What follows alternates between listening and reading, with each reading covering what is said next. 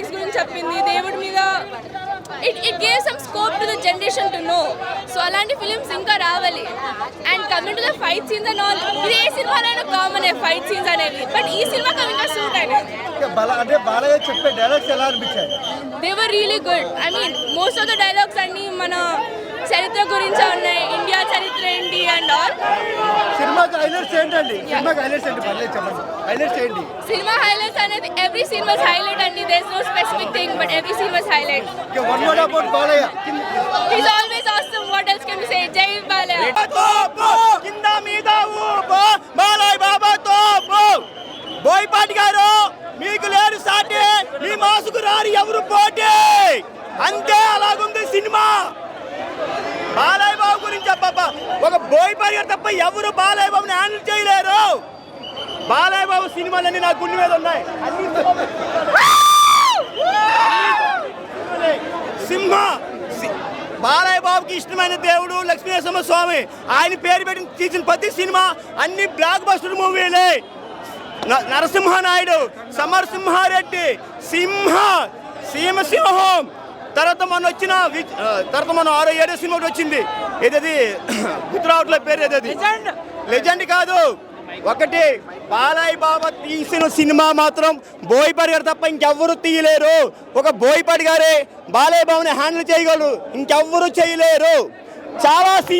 చాలా టీంలు వచ్చాయి ఈ సినిమాని ఆపడానికి, కానీ గెలిచేది బాలయ్య బాబు టీం మాత్రమే. లాస్ట్ కి బాలయ్య బాబు టీమే గెలిచింది. మీ అందరికీ ఏంటంటే అఖండ 3 శంబాల గురించి బ్రో, బాలయ్య బాబు డైలాగ్ చూసారా? చాలా సినిమాలు ఉంటాయి. లక్ష్మీనరసింహ సినిమా డైలాగ్ కొడదాం. First cinema dialogue Lakshminarasimha Swamy, Kumaraswamy, Gopala స్వామి, స్వామి, నారాయణ స్వామి, సత్యనారాయణ స్వామి అని 5 కొడుకులు పుట్టి సచ్చిపోయిన తర్వాత ఈసారి పొట్టుపై బిడ్డ చంపేవాడు కావాలి కానీ చచ్చేవాడు కాకూడదు మరీ మొక్క పెట్టాడు రా మా నాన్న. నా పేరు లక్ష్మీనరసింహ స్వామి అని. మీరు స్తంభాల్లో గట్టిపడినా బద్దలు కొట్టిన సరే వాడిని అరెస్ట్ చేస్తా. నా పేరు అప్పలనాయుడు, కుప్పు స్వామి బావమర్దిని. ఇలా చైకల్పే నీ బావ గొయ్యిలో పడుకున్నారా? ఇది గుడైపోయిందిరా. నీ ఊరు నడిపట్లో చూసుకున్నావా? నువ్వు చెప్పినా సరే, నన్ను చెప్పినా సరే,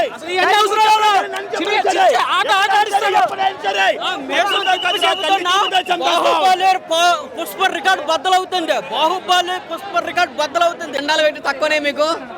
అసలు నాకు ఇష్టమైన స్వీట్ కలకండ. ఇప్పుడే చూశాను అఖండ. అసలు ఇందులో ఉన్న డైలాగ్స్ కానీ, ఆ ఎలివేషన్స్ కానీ, ఆ గ్రాఫిక్స్ కానీ చాలా బాగున్నాయి. ఇందులో ఒక శివుడు వచ్చే విధానము, ఒక శివుడు ఒక భక్తుని తల్లి కోసం తను వెళ్ళి తలకొని పెడతారన్న ఆ సీన్ మాత్రం ఒక మిరాకిల్. అసలు ఆ డైలాగ్స్ మాత్రం ఎవరు మిస్ కాకూడదు.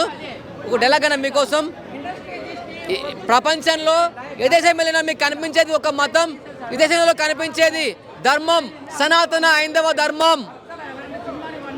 కాషాయం ధరించిన ఆ దేశం చూడు, త్రిశూలం పట్టిన ఆ దైవం చూడు. ప్రతి ఒక్క డైలాగ్ చాలా బాగున్నాయి. ఇందులో ఒక విలన్ని నరకటప్పుడు ఒక డైలాగ్ ఉంటుందన్న, పొడిచి ఆడబెట్టి చూస్తాడు, నరకయాతన ప్రాప్తిరస్తు అంటాడు. ఆ సీన్ మాత్రం, ఆ ఫైట్ మాత్రం చాలా బాగా నవ్వుకున్నాము. ఇందులో చెప్తున్నా ఈ సినిమా మాత్రం ప్రపంచ రికార్డులు కొడుతుంది. ఆల్రెడీ ఫస్ట్ హాఫ్ మాత్రం అయితే ఆల్రెడీ పెట్టిన అమౌంట్ మాత్రం ఆల్రెడీ వచ్చేసి ఉంటుంది. బాలయ్య గారు మీ యాక్టింగ్, మీ ఎనర్జీకి అయితే హ్యాట్స్ ఆఫ్ సార్. చాలా బాగుంది మూవీ.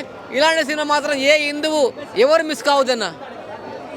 బాబు ఈ ట్రోల్ చేసే వాళ్ళు ఎవ్వడూ ఎంపీకలేడు, ఎందుకంటే సినిమా అంత బాగుంది. బాలయ్య బాబు మూవీ రిలీజ్ కాకముందే మూవీ బాగాలేదని 5వ తారీఖు చెప్పారు, రిలీజ్ అయింది 12వ తారీఖు. అంటే బాలయ్య బాబు క్రేజ్ చూసారా? అప్పుడే దృష్టిపరిచారం మొదలుపెట్టారు. బాలయ్య బాబు మీద బనీన్స్ ఇచ్చి, డబ్బులు ఇచ్చి, మీడియాని పెట్టి దుష్ప్రచారం చేస్తున్నారు. దీన్ని అన్నిటికీ చెక్ పెట్టాడు బాలయ్య. బాలయ్యని ఆపేటాడు ఎవడు లేడు. డే 1 150 కోట్లు కొట్టే దమ్ము ఏ హీరోకి లేదు, బాలయ్య బాబుకు ఉంది. ఆ జనరేషన్ హీరోలలో అది బాలయ్య క్రేజ్, అది యూత్లో ఉన్న క్రేజ్. చిన్న పిల్లగాన్ని అడిగినా చెప్తాడు బాలయ్య అంటే ఏంటో. బాగుంది. ఒకటే డైలాగు మీ అందరి కోసం, బాలయ్య ఫ్యాన్స్ కోసం నేను చెప్తున్నాను. ఏ దేశమైనా నేను కనపడుతుంది ఒక మతం, ఈ దేశంలో ఏ మూలానికి పోయినా కనపడుతుంది ఒక ధర్మం, అదే సనాతన హైందవ ధర్మం. ఇంకో డైలాగ్ కూడా ఉంది భయ్యా.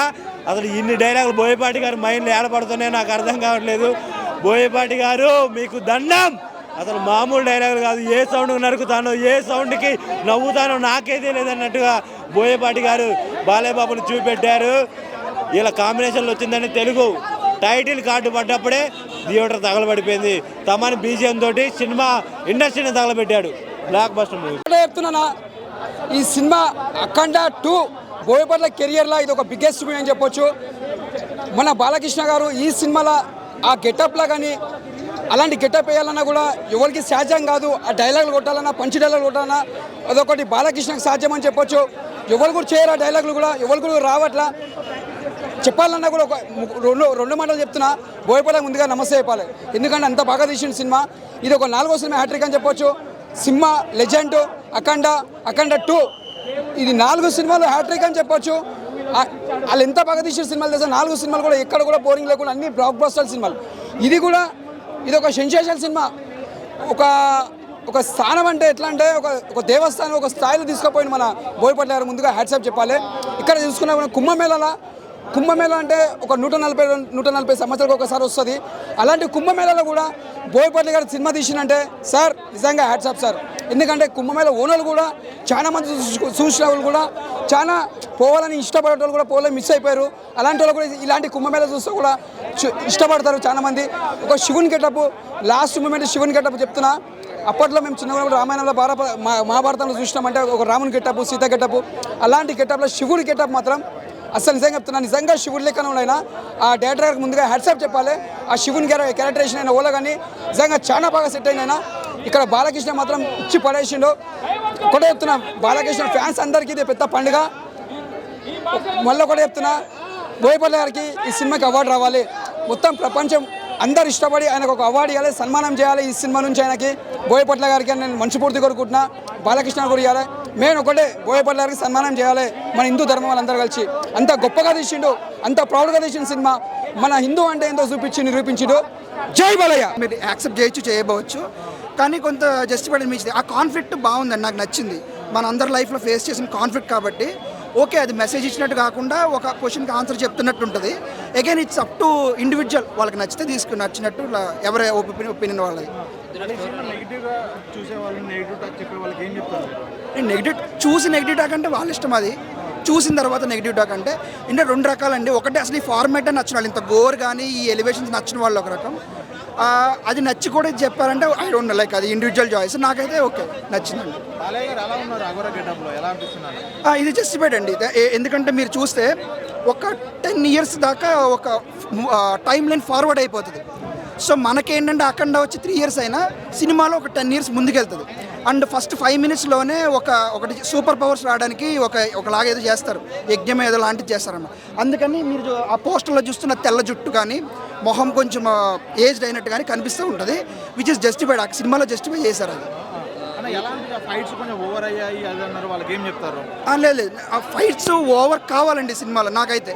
ఎందుకంటే అంటే దుష్ట శక్తులు దెయ్యాలు వస్తాయి కదా, సో నాకు అలాగే బాగుంటుంది. అండ్ ఫైట్ చేసేది కూడా సూపర్ పవర్ తోటి, ఒక సూపర్ శక్తులు వచ్చిన ఈయనకి అఖండ క్యారెక్టర్కి ముందే శక్తులు వస్తాయన్నమాట. మీరు త్రిశూలం ఇలా తిరుగుతుంది కదా, అది ట్రోల్ చేశారు చాలామంది. కానీ ఏంటంటే ఆ తిప్పే శక్తులు వస్తాయి, అది ఫస్ట్ 5 minutesలో ఎస్టాబ్లిష్ చేస్తారు. అది ఆ శక్తులు వచ్చాయి కాబట్టి ఇట్స్ జస్టిఫైడ్ అనుకుంటున్నాను. అసలు బాగా చూసుకుంటే అంటే అఖండ 1కి అఖండ 2లో ఏ విధంగా కంపారిజన్ చేసుకుంటే అఖండ 2 అన్నీ కొంచెం ఓవర్ ద టాప్ ఉంటాయండి. కాన్ఫ్లిక్ట్ కూడా ఓవర్ ద టాప్. అఖండ 1లో లోకలైజ్డ్ ఒక మాఫియా లోకల్గా ఏం చేస్తుంది, అఖండ 2 ఇంటర్నేషనల్లో చూపిస్తుంది.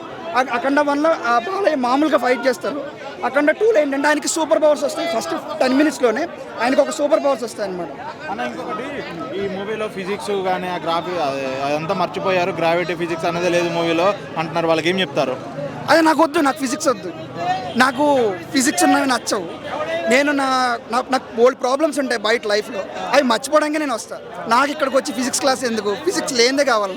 ఎలా ఈడగొట్టి ఎక్కడ పడ్డా పర్లేదు అంటావు? నాకు అదే కావాలి.